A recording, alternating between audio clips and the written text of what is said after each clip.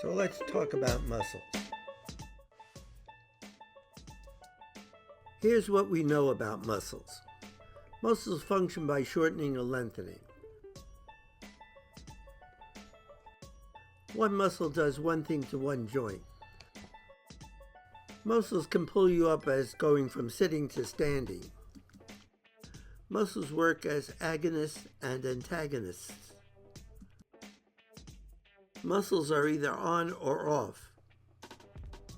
EMGs can tell you when a muscle is active. A muscle is only active when there's an EMG signal. Muscles are the prime movers of an organism. Now, if you believe all that, I have a bridge that I'd like to sell you. As none of that is true. And why? Because you are dealing with collagen. And collagen is not one of your usual states of matter, solid, liquids, or gas. It's something altogether different.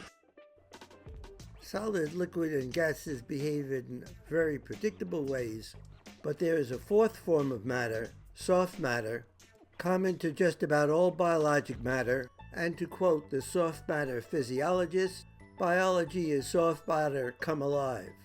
We will fill in the details of this later as we go along, but for now let's go back to our list. Let's start with muscles being on or off.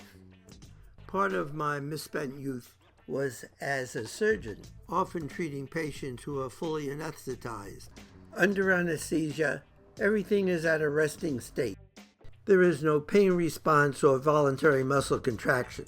But if you cut any soft tissue, skin, fascia, muscle, tendon, the edges pull apart, indicating they are under tension. Muscles are tension springs and can only pull, creating an internal force. When a bone breaks, the edges overlap, indicating they are under compression, and they can interact with an external force.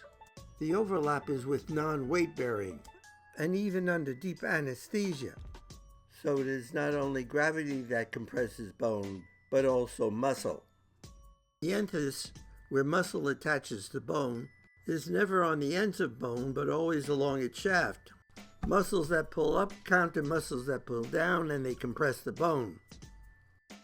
So as muscles pull in, bone pushes out. Bones are very springy, much more so than tendon or cartilage. And some of that springiness comes from the muscle tone that stiffens the bone and makes it more springy. As we have already noted, even under deep anesthesia, there is intrinsic tension in muscle, what has been referred to as resting muscle tone. This is a stress-strain curve for usual non-living construction matter. The area under the curve is the potential energy stored in the system. Note that without stress, there is no strain or deformation of the structure, no stored energy. The green curve is the stress-strain curve of biologic matter. The tension in the system never zeroes out. There is always some residual tension and some stored energy. In muscles, this residual tension is not picked up by an EMG. In fact, EMG recording is a limited tool and shows activity only during the active phase of muscle increasing tension.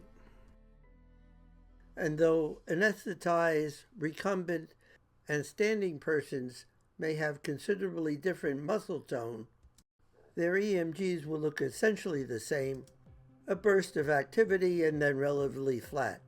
So muscle tone, no matter how great, is not recorded by an EMG.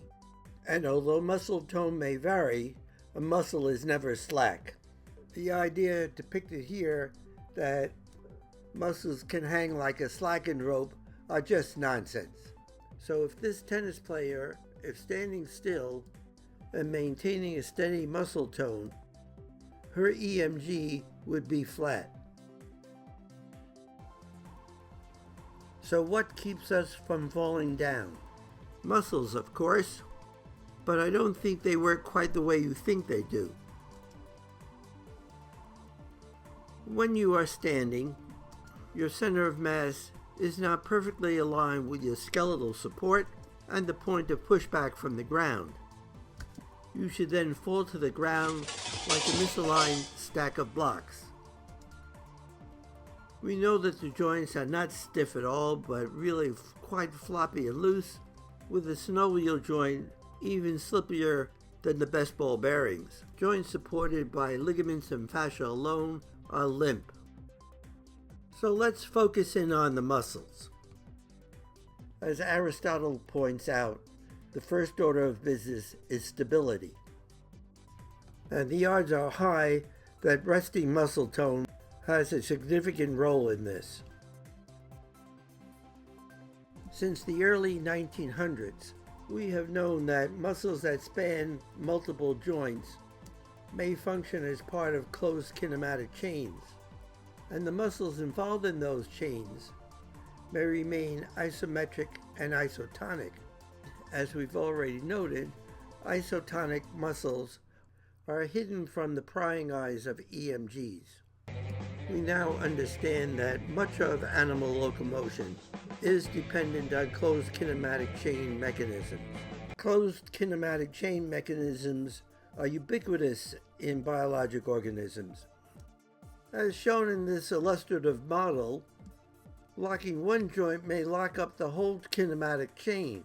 So muscle tone and closed kinematic chains could possibly stiffen the entire system, with only a flicker or two noted in the EMG. Since we would be a floppy mess without them, a main purpose of the muscles would be to stiffen the joints. Let us take a step back and try and understand the basic physiology of muscles.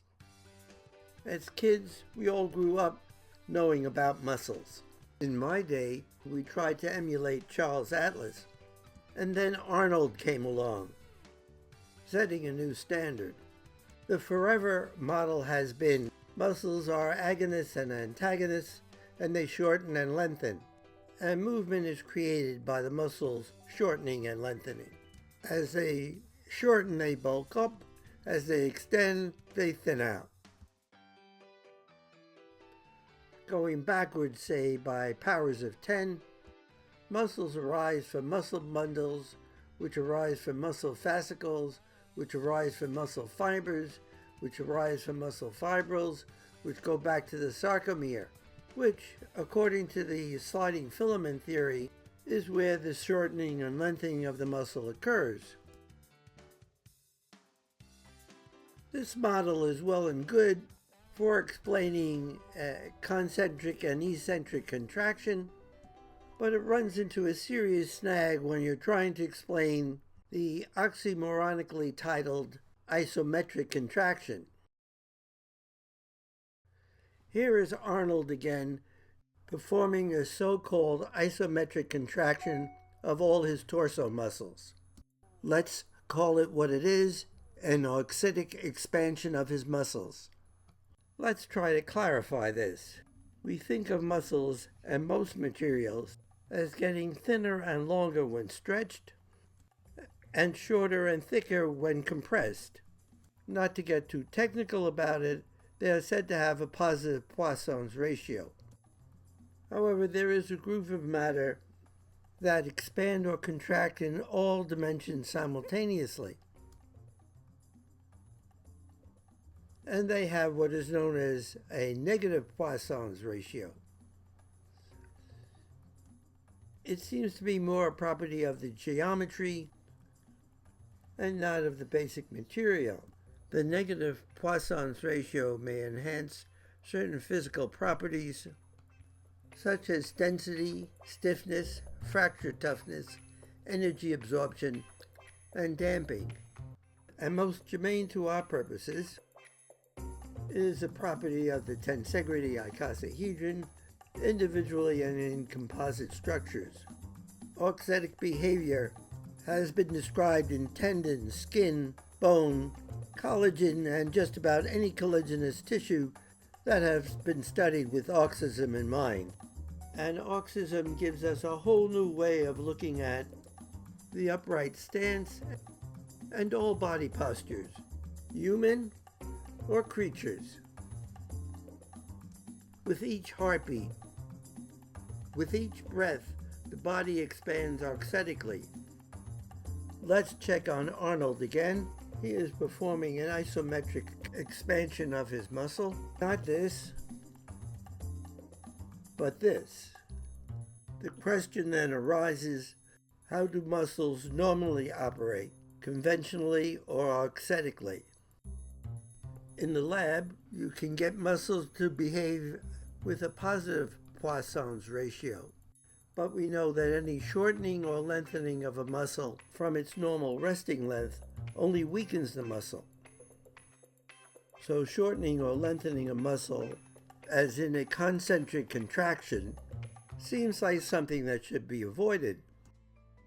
As we have discussed previously, muscles working as part of closed kinematic chains may remain isometric, and closed kinematic chains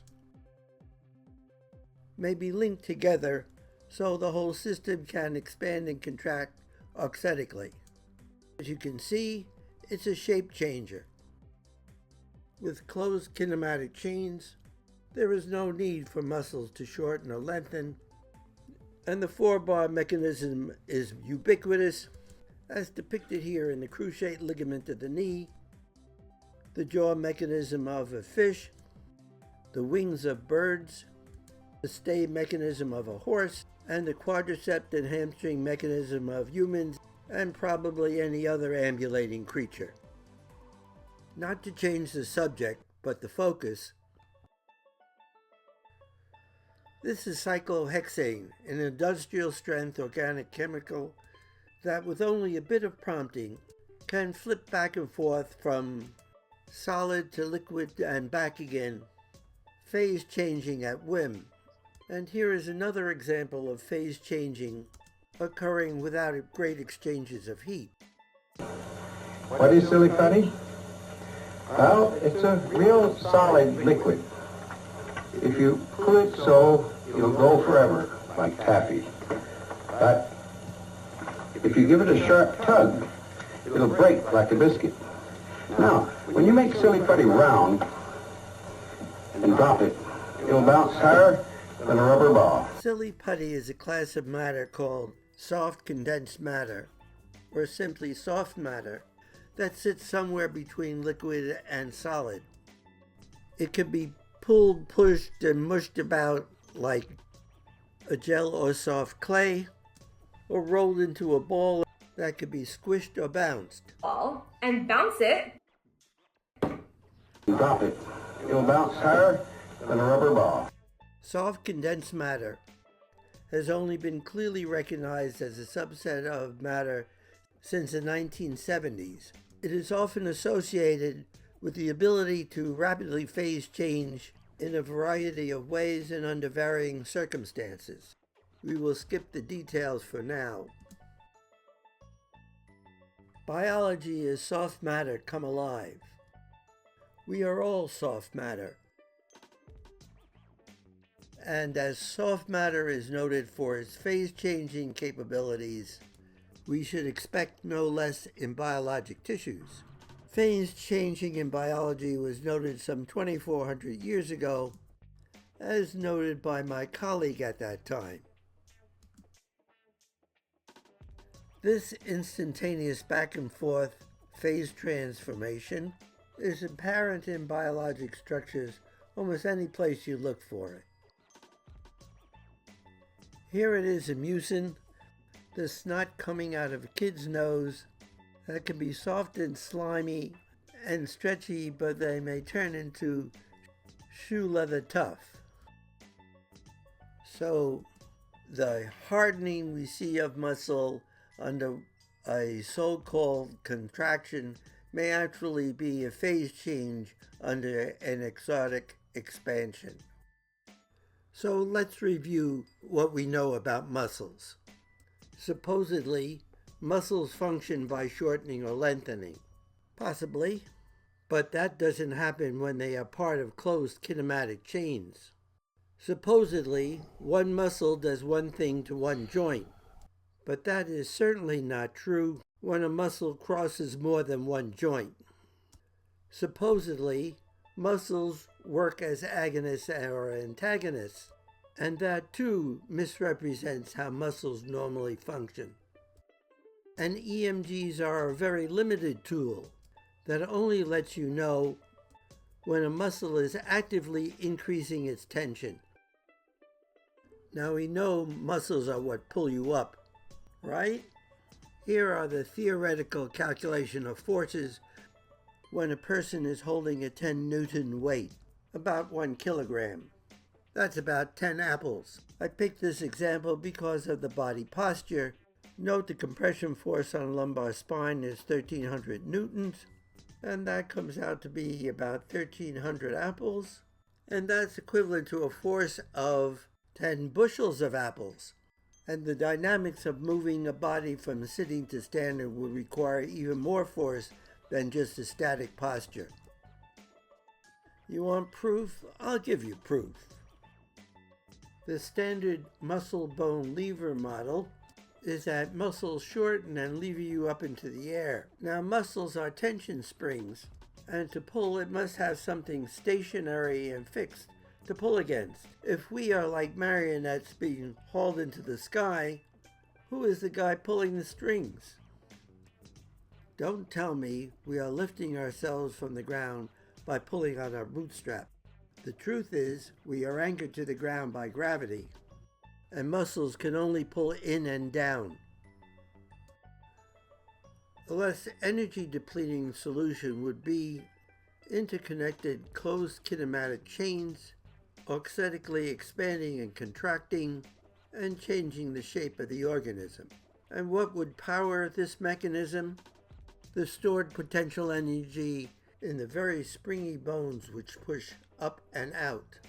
We bounce up in the air, and falling in forward momentum keep us moving ahead. What is clear is that we know a lot less about muscles than we thought we did. What we do know is that muscles stiffen joints, and muscles are auxetic with a negative Poisson's ratio. They can bulk up and stiffen without shortening. Lombard's closed kinematic chains seem to be widely applicable. And the importance of phase change cannot be overemphasized. The material properties of soft matter like muscle are transactional, and depending what you ask of it, may undergo instantaneous transformations. It could behave like toothpaste squeezed from a tube, latex paint poured from a can, spring steel stiff, stiffening like cornstarch in water, or any variation of those. It is the structural organization, not the brute force of muscles, that maintain the organism's dynamical systems. So here is where we started, and now you understand why none of this is true.